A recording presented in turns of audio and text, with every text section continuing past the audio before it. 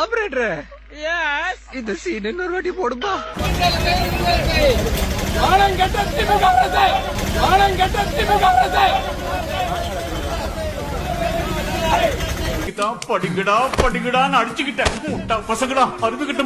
இடைத்தேர்தலுக்காக நான் கொலை வெறியில காத்துட்டு இருக்கேன் இருக்காரு சார். வசூல் பண்ணதுக்கா? சொல்லுப்பா.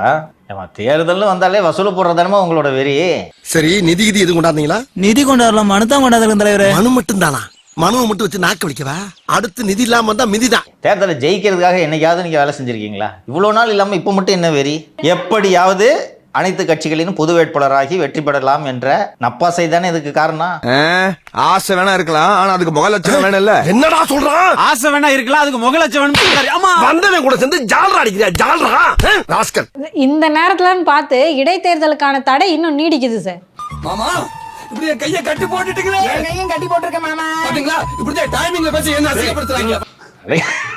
அண்ணா ஆசைப்படுறது எதுவும் கடைசி வரைக்கும் அவருக்கு நிறைவேறாது போல இருக்குது. அது மட்டும் இல்லாமல் இதற்கெல்லாம் பதில் சொல்லி இருக்கார், கவனித்தீர்களா? ஏன் திரள் நிதி வாங்கிட்டு நான் கார் வாங்க கூடாதா? 4 வீடு வாங்கி திங்கிற நாய்க்கு பாலமே பாரு, பேச்ச பாரு, பாரு. மக்கள்கிட்ட தானே ஓட்டு கேட்கிறோம். இப்ப மக்கள்கிட்ட தானே கேட்க முடியும். மிச்சவங்க எல்லாம் வாக்கு கேட்கறாங்க, நாங்க கொஞ்சம் வலிமையும் கேட்கிறோம். நீங்க செய்யறது பிச்சை எடுக்கிறத விட கேவலமா இருக்கு. பிச்சைன்னு நீ ஏன் நினைக்கிற? வெறித்தனமா உழைக்கிற நமக்கு வியாபாரி எல்லாம் சென்ற வெகுமதி நினைச்சுக்க. ஏன் தேவையில்லாம கண்டனத்து உடம்ப கருத்துக்கிறீங்க? இப்ப அடுத்தது என்ன ஒரு இதன் மூலமாக இண்டிகேட் செய்கிறார் என்றால், வாங்கி அந்த காருக்கு பெட்ரோல் போடுவதற்கும் திரள் நிதி தாருங்கள் வரவுகளே.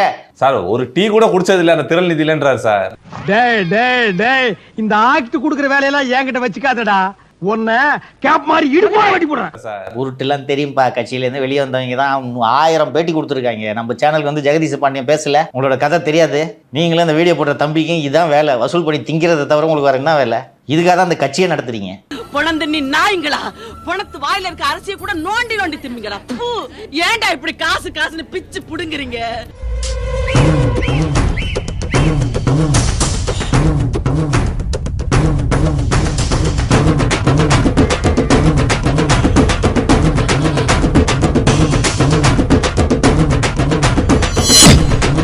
அந்த நாம் தமிழன்ற கட்சி நடக்கிறதே வசூல் பண்ணி திங்கிறதுக்கு தான். இது ஒரு 4-5 வருஷம் கழிச்சு லேட்டா புரியறவன் ஒவ்வொருத்தனா வெறி கொண்டு வெளியேறான் கட்சியை விட்டு. நான் நாம் தமிழருக்கு தான் ஓட்டு போட்டேன். எதுக்காக ஓட்டு போட தெரியல? அவனுக்கு நல்லது ஏன்னா பண்ணுவாங்க. அவனுக்கு தான் மலையை பத்தி பேசுறானுங்க, காடை பத்தி பேசுறானுங்க, மக்களுக்கான நலனை பத்தி பேசுறானுங்க நினைச்சேன். இப்ப அவனுங்களும் வெறுப்பு அரசியல் தான் பண்றானுங்க. இப்ப முதலமைச்சர் ஆயிட்ட பிறகு ஜோசப் விஜய் அந்த படங்களை திருப்பி ஜோசப் விஜய். ஏன் அந்த முதல் படத்துல அறிமுகம் முகமது ஜோசப் விஜய் போடல? சோறுதான் திங்கிறியா திங்கிற பேப்பு. நீ ஒரு சரியான விமர்சகரா இருந்தா என்ன பண்ணணும்னு கேட்டா, செஞ்ச தவறையுமே சொல்லணும், சரியுமே சொல்லணும். எப்படி விஜய் இவ்வளவு நல்லது செஞ்சிருக்காரு, என் தம்பி வரும்போதுல என் தம்பியை கூட்ட தும்பியா கூப்பிட்டேன். நான் எல்லாம் பேசக்கூடாது, அண்ணனுக்கு பேக் ஃபயர் ஆகும்னு நினைச்சா அண்ணனே தப்பு பண்ண என்னங்க பண்றது? வேலையே பயிர மெஞ்சா என்ன பண்றது? இவ்வளவு நாளா மூடி கிடந்த அறிவு கண்ணே நீங்க திறந்துட்டீங்க. தேவலமா தரக்குறவாலாம் பேச ஆரம்பிக்கிறாருன்னு தெரியல. அவர் சொல்றாரு 108 இடத்துல அவர் ஜெயிச்சால 116 இடம் இதுல. அப்ப நான் பேசிதானே அவர் தோத்தாருன்றாரு. அப்ப நீ பேசி ஒரு இடம் ஜெயிச்சிருக்க வேண்டியதானே? அண்ணன் சாட்டை தரும் நான் கேக்குறேன். கேவலமா பேசிவிட்ட ராஸ்கல். எடி செருப்ப நாயை பார்த்து சப்பை திருப்புங்க. பிச்சு விடு பிச்சாமா. என்ன சின்ன பிள்ளைத்தனமா இருக்கு? என்ன சின்ன பிள்ளைத்தனமா பேசிட்டு இருக்க? பெரிய தண்ணில ஏறா விடுடா. என்ன தைரியத்துல செருப்பு தெரியாம சொல்லிட்டு போடா போடா. எப்ப பாரு வசூல் பண்ணிட்டு இருக்கிறது, வசூல் பண்ணி நல்ல சொகுசாக ராஜபோக வாழ்க்கையை வாழ்வது. போய் ஒரு கோயிலுக்கு நன்கொடை கொடுக்கறது கூட நீ உன் காசை செலவு பண்றியா? பழனி முருகன் கோயிலுக்கு வேலி யார் வாங்கி கொடுத்தது தெரியுமா? ஒட்டை எடுத்து நிறுவனம். வேற என்ன உங்க வரலாறு தெரியாது? நல்ல சாவு வருமா? செத்தா குளிப்பாட்ட தண்ணி கிடைக்குமாடா? பொணந்துக்கு வண்டி கிடைக்குமாடா? எனக்கே விபத்து அடிக்கலாம் பார்த்தல நீ. அப்படியே இயற்கை எண்ணெய் அப்படின்னு பேசுறீங்களே, மணல் கொள்ளக்காரங்களை பத்தி ஒரு வார்த்தை பேசியிருக்காரு சீமானே. இன்னொன்னு வேற மனசு உடஞ்சு பேசியிருக்காரு சார். என்ன? திராவிடத்துக்கு எதிராக அரசியல் பண்ணி எல்லாம் பண்ணா, கடைசியில் நேத்து நேரம் வந்தவங்க அறுவடை பண்ணிட்டு போயிட்டாங்க. இப்ப என்ன பண்றீங்க? என்கிட்ட 3 ட்ரிப் வாங்கி முடுக்குன்னு குடிக்கிறீங்க. அதுக்கு என்னப்பா பண்ண முடியும்? மக்கள் நம்பிக்கை பெறணும், அவ்வளவுதான். இதுல என்ன இருக்கு? போய் ஓட்டு போட்டவனை திட்டுறியே, உனக்குலாம் என்ன அருகதை இருக்கு? நான் கேட்கறேன். பைத்தியக்கார பயலுவான்ட்டு ஜனங்களை திட்டுறாரியா? அந்த மக்கள் தான் முதலாளிகள். மக்களை முட்டாளா நினைக்கிற எவனுமே ஜெயிக்க முடியாது. நீ மத்தவனை முட்டாளா நினைக்கும் போது நீ தான் முட்டாளாக. இப்ப கண்ணாடியில போய் பாரு, யாரு தற்குறி யாரு கோமாளின்னு தெரியுது இல்லையா? மக்களா தற்குறி, மக்களா முட்டாளு. நீ யாரெல்லாம் முட்டாளுன்னு நினைச்சீங்களோ, யாரெல்லாம் முட்டாளுன்னு சொன்னீங்களோ, இன்னைக்கு அவன் தான்டா ராஜா. உங்க இஷ்டத்துக்கு நீங்க தினைக்கும் ஒரு பேச்சு பேசிட்டு இருப்பீங்க, மக்கள் பார்த்துக்கிட்டு தானே இருக்காங்க.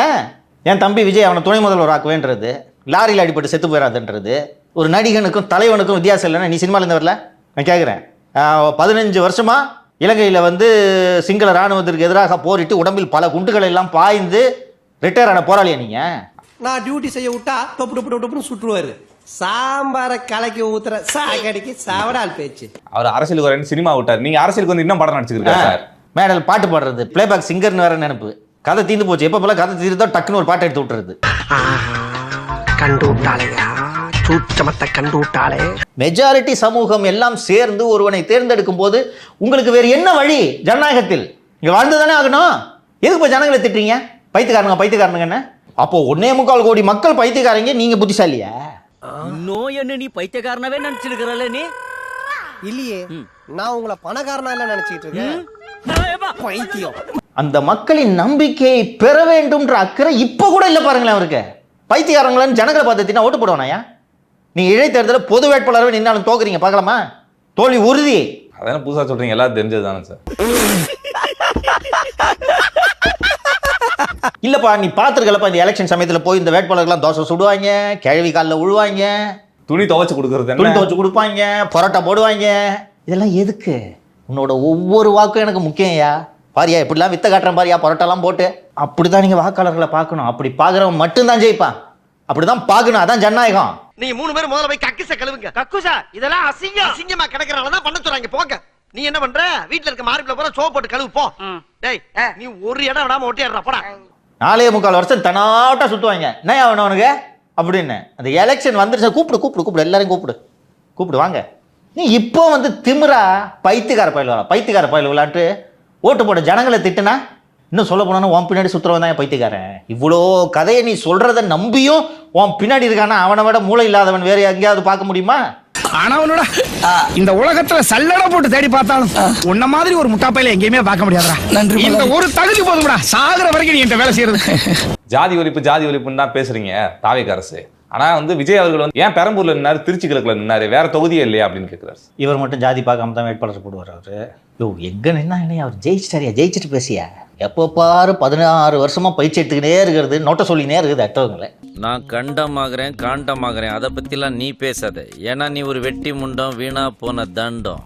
அரசியலுக்கு வந்ததுக்கு அப்புறம் மட்டும் எப்படி ஜோசப் விஜய் அப்படின்னு வருது அப்படின்னு கேட்குறாரு. இதற்கு முன்பு இந்த சர்ச்சை வந்தபோது இவர் தானே அதற்கு ஆதரவாக குரல் கொடுத்தார்.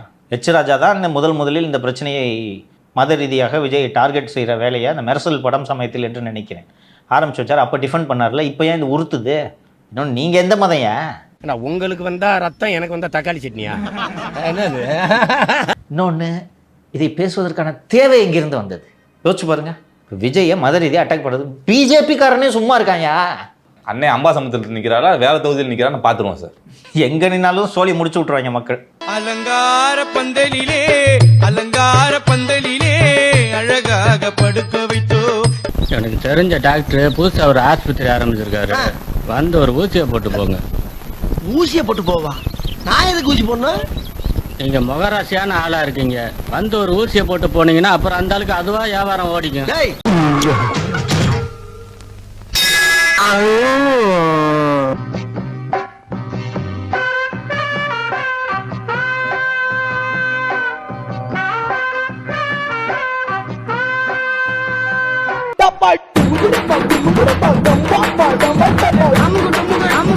அமுகு டுமுகு அமால் டுமால்.